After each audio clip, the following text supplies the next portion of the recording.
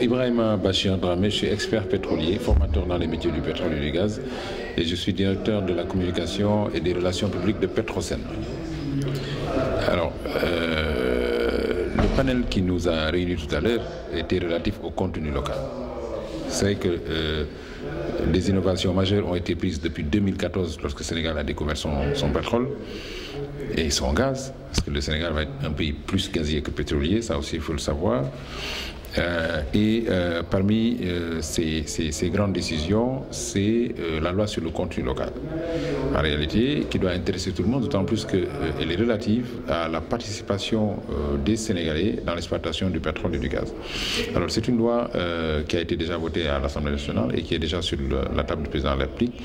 et qui attend les décrets d'application. D'ailleurs, une concertation est en cours pour recueillir les différentes contributions qui vont enrichir donc ces décrets d'application. Ce qu'il faut retenir de manière essentielle, c'est que cette loi tourne autour de principes directeurs bien définis,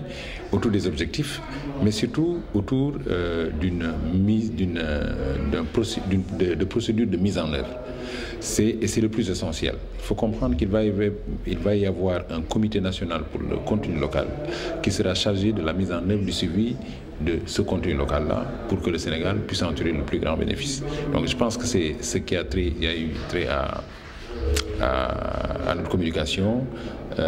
Préalablement, vous avez vu vous-même, nous avons essayé de définir aussi, de faire un peu d'histoire, de voyager à travers le temps, de parler du premier forage pétrolier de 1859 avec le colonel William Dreux qui n'était pas un réellement,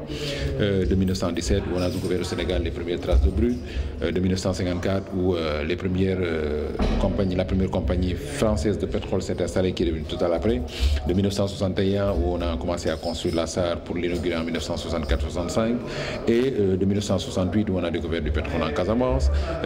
et surtout de 2014 où nous avons eu les premières découvertes.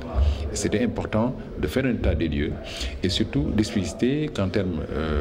d'organisation toujours et pour des questions d'efficience, le président de la République a mis en place le COS-Petrogaz qui est l'organe stratégique, a fait adhérer le Sénégal à l'initiative, ce qui est extrêmement important parce qu'il garantit la bonne gouvernance et la transparence dans toutes ces transactions-là dans l'industrie pétrolière. C'est là d'ailleurs où tous les contrats, vous pouvez les voir, ils sont publiés dans les signes de l'ITE. Mais l'INPG, l'Institut national pour la formation des jeunes au métier du pétrole et du gaz, et bien d'autres rencontres majeures, Diamniadio 1 pour justement la répartition des revenus issus du brut, mais Diamniadio 2 pour la loi sur le contenu local. Je pense que nous avons fini ainsi de faire le tour de l'histoire du pétrole au Sénégal, et l'histoire suit en cours parce qu'en 2023 on aura les premiers barils décalés de 2022 à cause de la décision d'investissement final qu'il faut attendre, mais surtout à l'option d'achat du FPSO, ce fameux bateau qui va exploiter à la place de la location, puisque in fine cela appartiendra au consortium qui exploite ce pétrole et le Sénégal est partie prenante.